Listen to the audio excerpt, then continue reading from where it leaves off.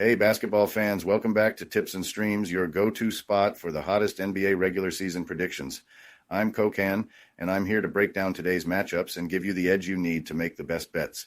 Before we dive in, make sure you hit that subscribe button and like this video. Your support means the world to us. Remember, our channel has no sponsors and relies solely on the love and support of viewers like you. Even a small donation by pressing the thanks button under the video helps us keep bringing you top-notch content every day. Don't forget to share this video with your friends and fellow basketball enthusiasts. And we love hearing from you, so drop a comment below and let us know what you want to see in our forecasts. Your feedback helps us improve and bring you the content you crave. Let's jump right into today's NBA predictions. We've got some exciting games lined up, so stay tuned and let's get that winning streak going. Today, we have predictions for 5 NBA games. The first prediction for today is for a game between the Oklahoma City Thunder and Detroit Pistons. The Thunder are rolling into Detroit, and let's be real, they're in a league of their own right now. With a 54-12 record, the Thunder are on the verge of setting the best regular season mark in franchise history, and it's all thanks to Shai Gilgeous-Alexander, who's been bowing out at an MVP level. This guy's putting up 32.8 points per game and has been a total playmaker, leading his squad in both scoring and assists. And even with Jalen Williams sidelined, the Thunder's depth has held strong. Chet Holmgren has stepped up big time, adding versatility to that already loaded roster. Offensively, OKC is a nightmare for opponents, ranking 4th in the league in scoring with nearly 120 points a game. They've got 5 guys putting up double figures in scoring, but it's Gilgeous-Alexander who's the engine that makes it all go. But don't sleep on their defense either. The Thunder are one of the best defensive units in the entire league, sitting second in points allowed at 107.2 per game. They're first in field goal defense and three-point defense, and with Holmgren blocking shots and Hardenstein cleaning up the glass, they're tough to break down. This isn't just a high-powered offense. They've got the grit and muscle to shut teams down, too.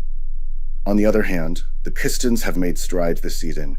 At 37-30, they've already matched their win total from last year, and that's with Cade Cunningham absolutely taking the reins. He's the heart and soul of this team, earning his first All-Star selection, and he's been getting it done both as a scorer and a playmaker.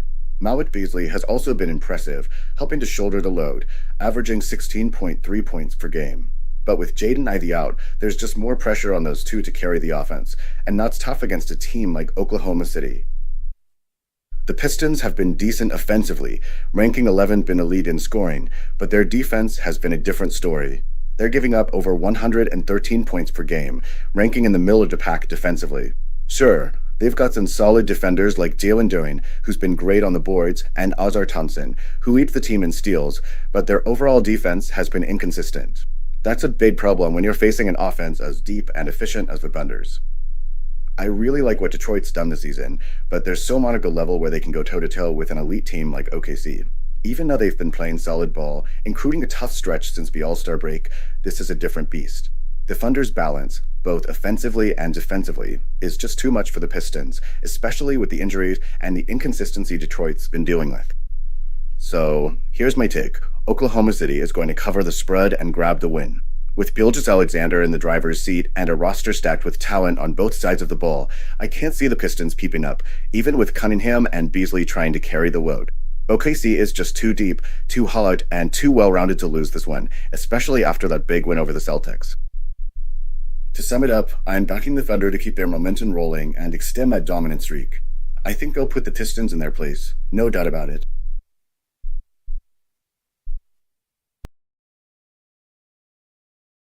Welcome to BetUS, Sportsbook and Casino, your ultimate hub for secure and thrilling sports betting and casino gaming. BetUS is one of the oldest and most reliable online sportsbooks in the U.S., serving millions of clients all over the globe each month. BetUS, trusted for over 30 years, offers huge welcome bonuses, countless betting options, and many deposit and payout methods.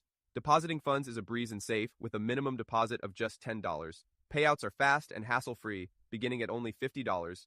Choose from various payout options like MoneyGram, couriered check, cryptocurrency, or bank wire. Signing up is quick and easy. For signing up, you can use the link in the description and enjoy a generous 125% welcome bonus of up to $3,000. By signing up using the link in the description, you'll also support us as we earn a small commission from your registration at BetUS. Thank you for supporting us. Join now and start winning.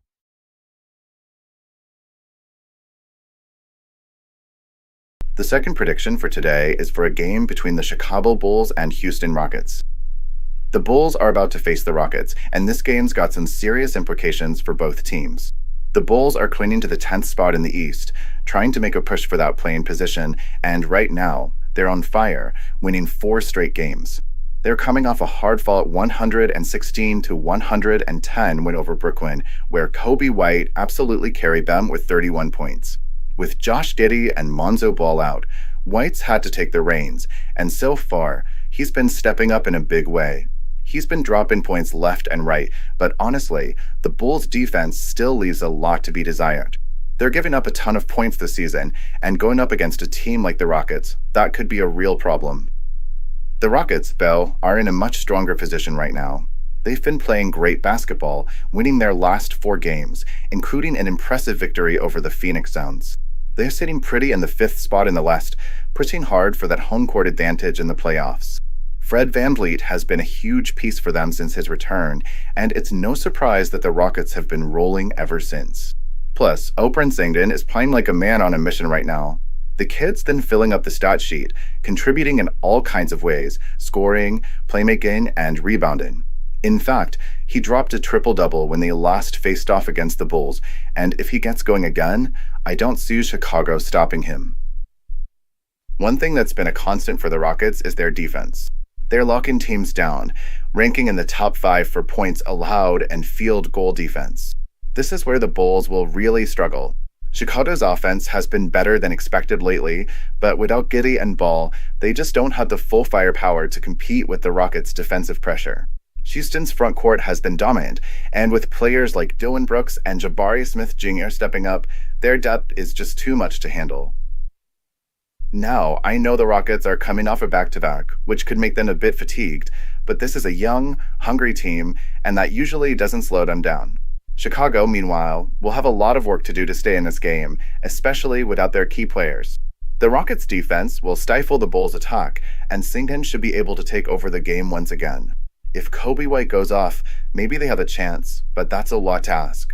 The Rockets have everything going for them right now: their defense, their offensive balance, and their all-around play. I'm leaning towards the Rockets to win and cover the spread in this one. Chicago's streak will likely come to an end, and Houston will keep pushing forward in a quest for a higher seed in the West. Before we move on, I have a quick favor to ask. If you're enjoying the content, please take a second to like this video and subscribe to the channel. Subscribing might seem like a small action, but it actually makes a big impact for us. Plus, it's completely free for you. Have you clicked that subscribe button? Awesome, thank you so much for your support. Now let's dive back into the video. The third prediction for today is for a game between the Miami Heat and Memphis Grizzlies. I'm really not feeling great about this game for either team, but here's how I see it. The Heat are heading to Memphis, coming off a tough 119-104 loss to the Clippers, and their situation isn't looking too hot. They've dropped 5 straight and are sitting at 9th in the East. With Jimmy Butler now out, the Heat are in the midst of a transition phase, and it's been tough for them to keep it together. They've been relying on Andrew Wiggins, who's been solid with back-to-back 19 and 22-point games, but overall, they're struggling to find any consistency. And on top of that, they've been hit with injuries, with key guys like Alec Burks and Nikola Jovic sidelined. On the flip side, the Memphis Grizzlies have been holding it down in the West, sitting second in the conference with a 42-25 record. They've bounced back nicely after a rough stretch, winning 4 straight against solid teams. Ja Morant has been doing what he does best, putting up huge numbers, and his 44-point explosion against the Cavs was a thing of beauty. But the Grizzlies have had their own issues with Jaren Jackson Jr., who's been out, and his status for this game is still up in the air. If he's able to go, though, it's going to make a world of difference for Memphis. His presence on both ends of the floor will be huge. Now, Memphis is pretty solid at home. Is 124 their 42 games at FedEx Forum, and they're a tough team to beat in front of their crowd. Miami, on the other hand, has been awful on the road, and we've got a brutal stretch with back-to-back games against the Celtics and then traveling to Memphis. That's a lot to ask from a team already struggling to get going. The Grizzlies' bench has really stepped up lately, with guys like Luke Kennard giving them a huge boost. He just dropped a career-high 30 points, and he's been shooting the lights out from 3 all season. If he's knocking down shots like that, Memphis becomes even tougher to handle. Add in Zach Edey continuing to grow in the paint, and you've got a Grizzlies squad that's got depth and offensive firepower. Miami does have some bright spots. Bam Adebayo is still one of the most versatile bigs in the league, and Tyler Herro can light it up when he's on. But with so many missing pieces and their inability to close out games, especially on the road, it's hard to see them pulling off a win in this one. The Heat have been notorious for blowing double-digit leads and struggling in the second half, and they've just been too inconsistent this season. In the end, I just think Memphis has too much going for them. They've got the home court advantage, the depth, and the star power in Ja Morant, even without Jaren Jackson Jr. The Heat are in a tough spot, and I just can't see them overcoming all the odds. Memphis should cover the 7-point spread here, and I expect them to take this one with relative ease. The Heat are in a hole, and Memphis is playing with a chip on their shoulder, so I'm all in on the Grizzlies to get the win in the cover. The fourth prediction for today is for a game between the Indiana Pacers and Milwaukee Bucks. The Pacers and Bucks are set to face off again, just days after that wild March 11th finish.